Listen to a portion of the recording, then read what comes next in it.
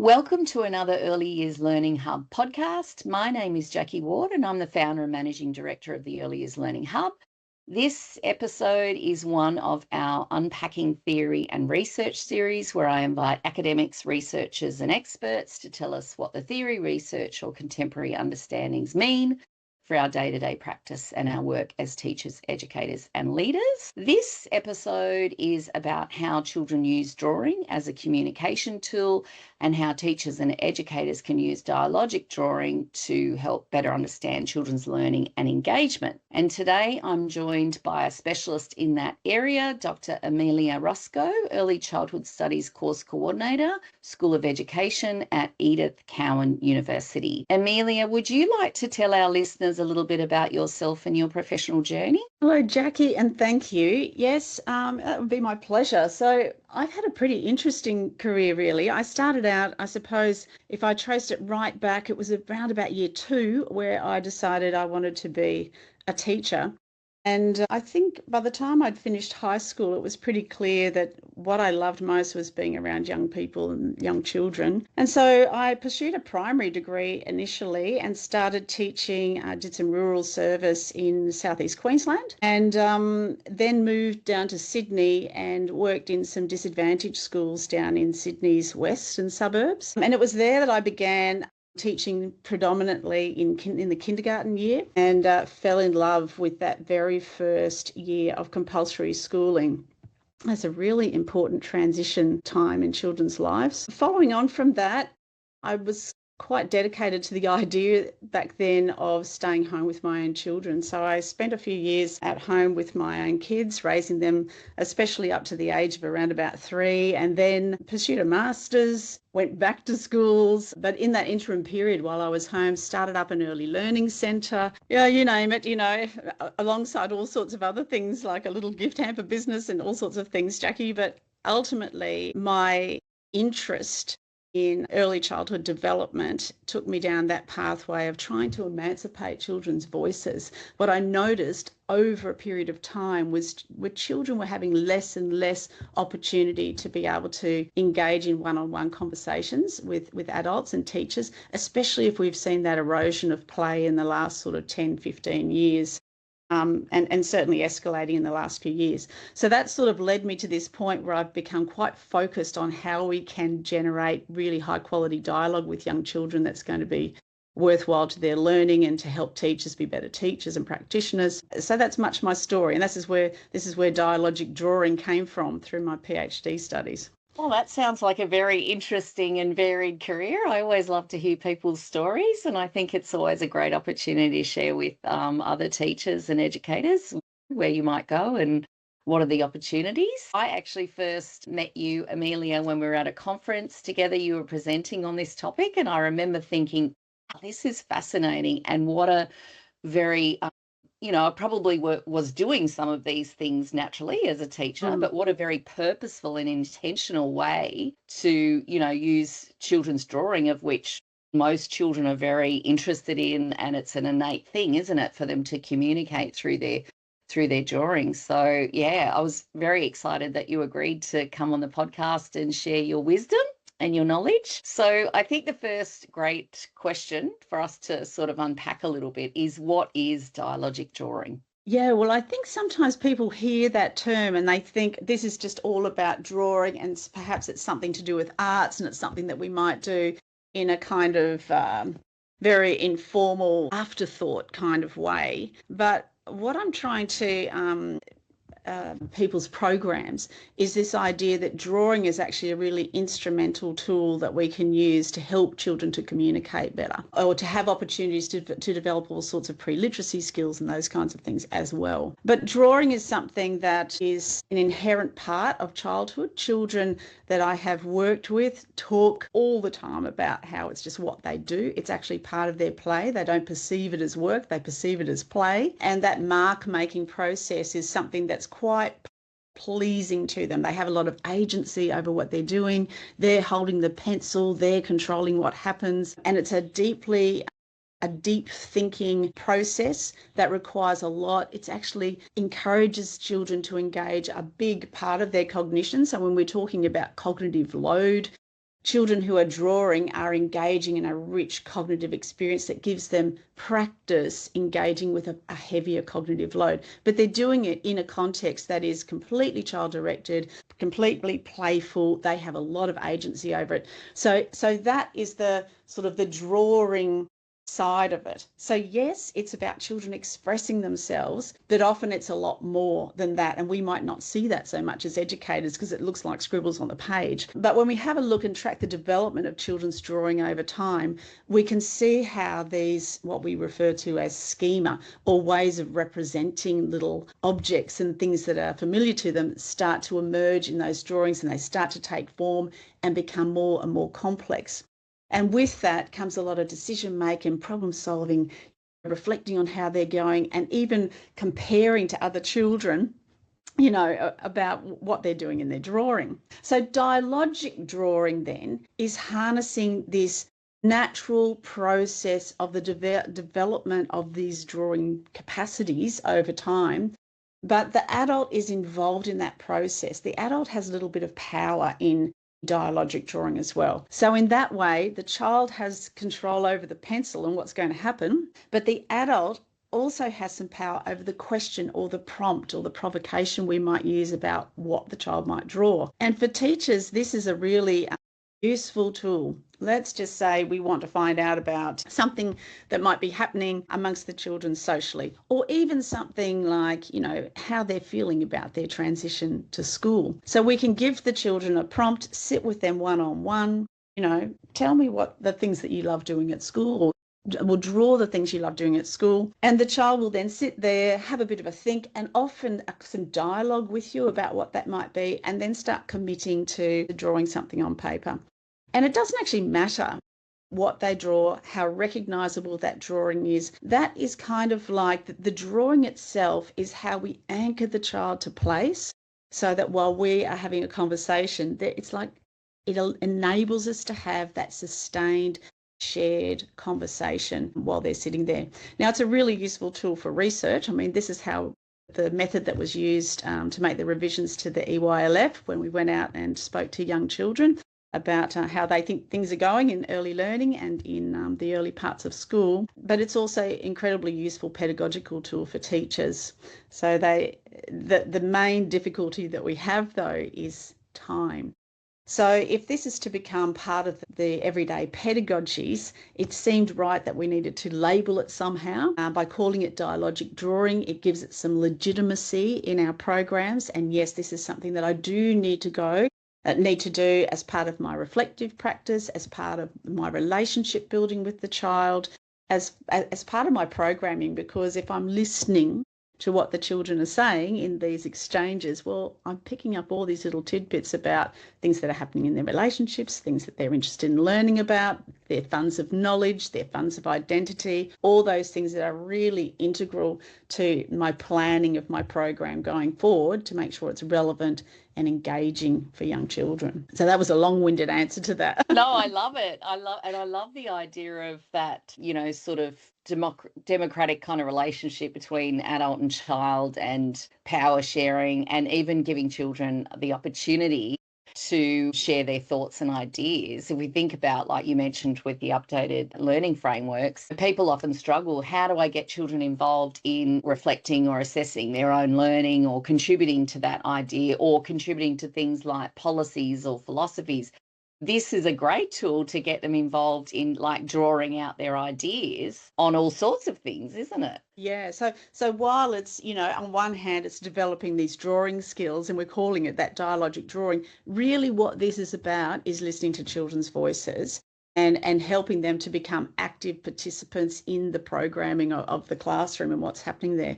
And, ultimately, as we can see with the EYLF, policy making, the things that are actually going to affect these children directly in their day-to-day. I love it. So when you did the presentation, you talked about a few points about why children draw. So I was interested for you to share a bit about that. Yeah, so I think as adults we'll often, spectate and make assumptions about why children might draw. And there's a few different reasons. I mean, if we think about it developmentally, our very youngest children, there's actually this moment where they realise that if I put the pencil down here and actually drag that pencil across, I've left a mark. And so that's that very first moment that they realise I can actually leave a mark on the world. And then suddenly we find that mark happening on walls, on doors, on floors, on, toilet seats and everywhere, as they realise that they have this power to leave a mark, this indelible mark on the world. So there's that kind of sense of empowerment that comes with it. There's also, of course, you'll see children doing this round and round and round, or they'll do the same little symbols over and over again. And often this is for cathartic purposes. There's no doubt about it. I mean, we Zentangle or we colour in even as adults because we know it has this sort of lovely cathartic, or it can be a cathartic experience that makes us feel good to do that. It's relaxing. But mostly what I've found, particularly once you start working with 4 and 5-year-olds, they are quite intentional about developing these schema to communicate something. And this is where you start seeing those narratives come in. So you know how children sort of will often talk aloud to themselves and that inner speech comes out. Well, when children are drawing, we see that happening in the process of, developing this narrative in their drawing where the car, they'll draw a little schema for a car, which is often unrecognizable. And then you'll see lines coming out of the back and lots of sound effects, vroom, vroom, vroom, whatever that might be, or something zooming all over the page, or even drawing a little snail I had the other day where the child was just drawing this long line all over, very slowly all over the page to create that snail trail. So children are using drawing as a means to capture their experiences, to represent their knowledge, but it's often like a dynamic experience where the story unfolds as they are drawing. So there can be that narrative. But the other thing that children do, especially once they get up into that sort of 4.5, 5.5, that what we call in WA, we call it pre-primary year. It's that first year of compulsory school, or same as kindy over in Sydney. But particularly around that age group, we'll start for the very first time to see children comparing their work to other children's drawings and borrowing from other children's drawings. So, we're all doing dinosaurs here. I love your dinosaur. I'm going to incorporate that into mine now.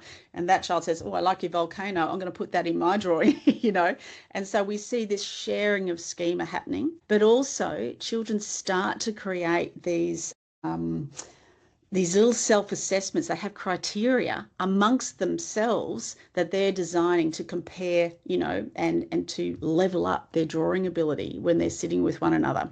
So we know that from listening to children and talking to children through this process, that they actually are working toward, if you like, mastery of these pre-literacy skills without any intervention from adults whatsoever. So they're doing this innately within the context of drawing. That's quite fascinating, because what's alongside this that we often overlook is all of the self-regulation skills that are going on, all of that activity in the prefrontal cortex around managing the project and, having some foresight in the design, planning ahead, making accommodations when things don't work out, working within parameters, self-correcting, persisting, all of those things that we associate with the things that good learners need to be successful and to stick with the job. So these are all sort of subliminally, these foundation cognitive competencies are all developing while children are drawing, and especially while they're drawing alongside other children as well. So drawing holds a whole lot of amazing capacities for competency building in early childhood. So, I'm very pro drawing, having done this research with children and seeing what's silently going on in their minds while we're looking, well, we might be looking the other way, rather. I love that too. So much rich learning, and it's great, I think, for our listeners to be hearing and that unpacked, I guess, in great detail. Sometimes it's hard to verbalise that to families and to other people as to why these things are so important and what children are learning through that.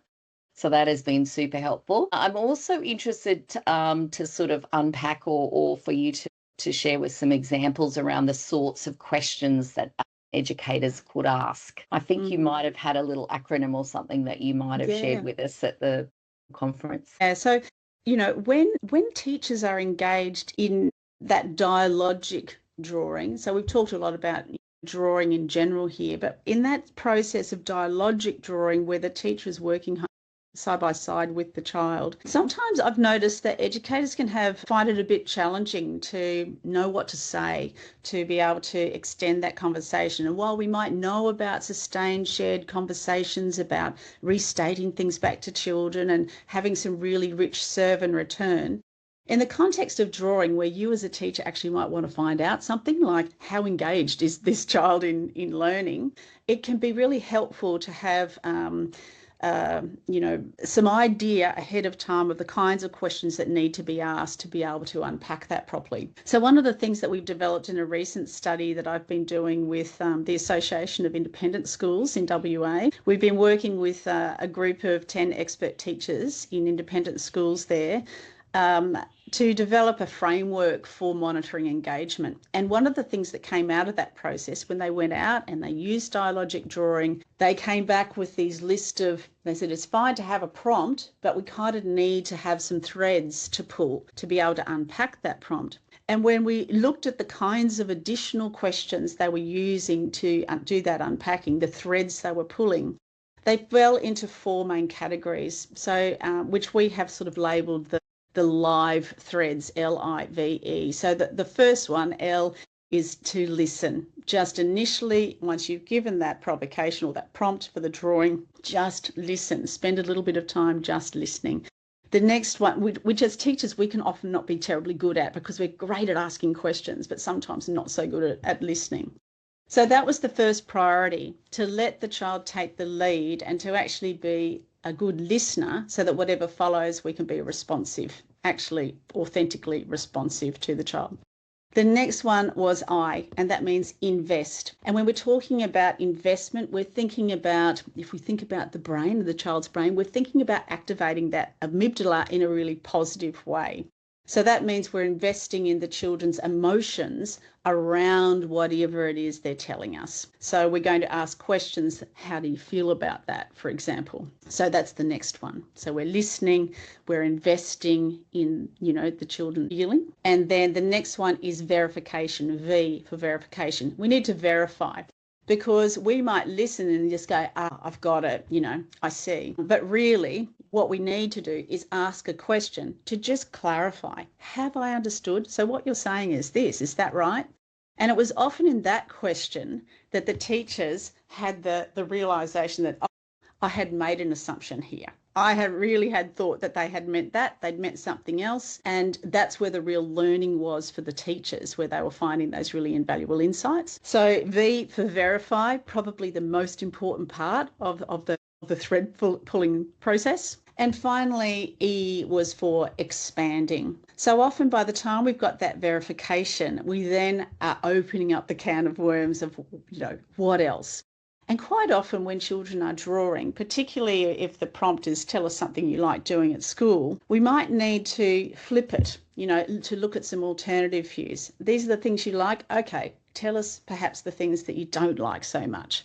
So the expanding is about looking at alternatives. We found out this. Let's flip the coin and see what happens if we go the opposite direction, what we might uncover. So by doing those 4 things, we're getting a more complete picture where children have really had the opportunity to not just give the superficial answer, but to really think it through and give us that sort of insider knowledge that we need to be able to respond in a way that's sensitive to the child's emotions, know that we've actually got it right through verification, and to be able to explore new pathways that we might have overlooked through expanding the conversation to ask what else. So the teachers all said that these kind of questions really help them to go past, as I said before, that superficial assumptions that we can often make about children. And we've come from an era that has been so respectful of children that we have become silent observers instead of being active participants in the dialogue and that kind of interrogative dialogue that's actually going to give us the information that we need.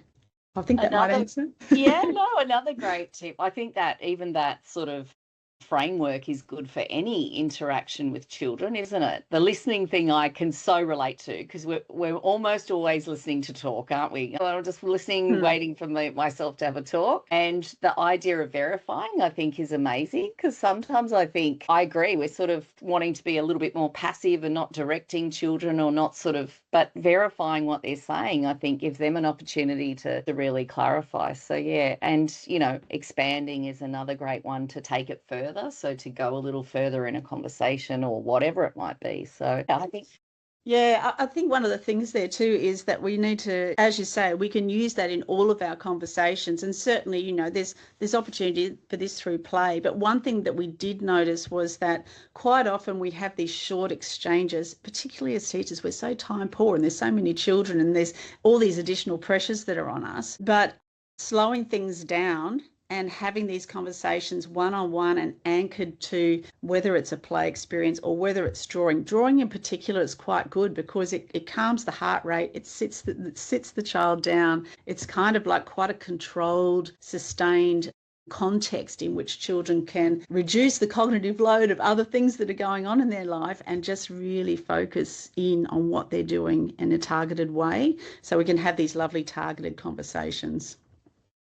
I really appreciate that concept of anchoring a sustained, shared kind of conversation. Some educators in my team, we were just reflecting on the idea that we want to do more of it, but it is hard to fit it in time-wise. But also, I think sometimes it can feel a little intrusive if you kind of just jumping in and going, let's have some sustained shared thinking. It's really coming from the teacher, whereas it feels to me if it's this part of this, relationship or dynamic through drawing, I think that feels like it might, I don't know, feel a little bit more comfortable. And I think too, we're sort of to a point now where we're so stretched that it is something that we need to plan for. I mean, all of these teachers in their reflective interviews at the end of the process, the number one thing they said that they valued most about the process was the relationship building that went on. They're halfway through the year and they said, this is the first time I'd sat down for more than 2 or 3 minutes with each child. I actually got to know the children finally halfway through the year. And so, position this a bit earlier in the year. It could be a really invaluable tool for building relationships during transition to school, perhaps, or transition into early learning settings. Yeah, that's a really good point. I love it. I haven't tried any yet, but I was waiting for our podcast to be thinking about how I'm going to put it all together. But yeah, I'm really looking forward to it. Is there anything else that you wanted to share with us, Amelia? Well, I think, if I had one more thing to add to this that's also overlooked is, especially in our current climate where everyone's talking about literacy, drawing is a really profoundly important and effective pre-literacy skill. So it's not just about, pre-drawing, but just as a pre-literacy skill in general. And I thought I'd just give you a 2-second overview of why that's so. First of all, before a child is able to write, they have to actually come up with an idea. When children sit down to draw, they first have to come up with an idea. When children sit down to write, they have to formulate that into symbols to be able to get it down. Drawing requires formulation of symbols, but they're child-constructed symbols, not conventional symbols, but they're getting used to using symbols in the way they're writing things down or recording things or representing their ideas. And alongside drawing is also this process of meaning making, understanding that we're putting something down with a purpose to make meaning and to communicate something to someone else. So, that's just a few really basics, not to mention the fine motor skills that are being developed alongside this as well. But, to think that drawing doesn't have that undercurrent of pre-literacy learning is to really overlook the elephant in the room. That's not only are we supporting relationships, we're listening to children are getting to express their funds of identity and their funds of knowledge, but they're also, through the process, developing a strong sense of autonomy, well-being, and getting ready to be use conventional literacy later on. So to me, drawing is a bit of a whole food. You know, we need all of our children doing it as much as possible, I think. So I'm all for drawing on the walls and the toilets. I don't know if I can condone that, but I definitely support it as a key, literacy sort of experience and tool. It's a shame we don't see more of it in those early years of school, isn't it? As a way for children to, as you say, make meaning and express ideas and use symbols and patterns in a way that I think they would find far more engaging than the, letter of the week or all the other things that I think, can happen are a little bit, I think, soul destroying in those early years of school. I think, the main thing we want is for children to feel confident and to be really eager to want to learn that conventional code. And I think there's some pretty heavy duty groundwork that needs to happen for children to have that motivation to want to do that in the first place. And it's a really empowering thing, drawing, if we give children plenty of opportunity to do it. That's amazing. You've shared such wisdom with us, Amelia, and so succinctly. I've really enjoyed our chat. Me So too. thank you. Thank you for coming on. And you've been listening to another episode of the Early Years Learning Hub podcast. So hopefully you'll follow us on Spotify or iTunes. And as I said, thanks again, Amelia, for joining us. It's been my absolute pleasure. Thanks, Jackie.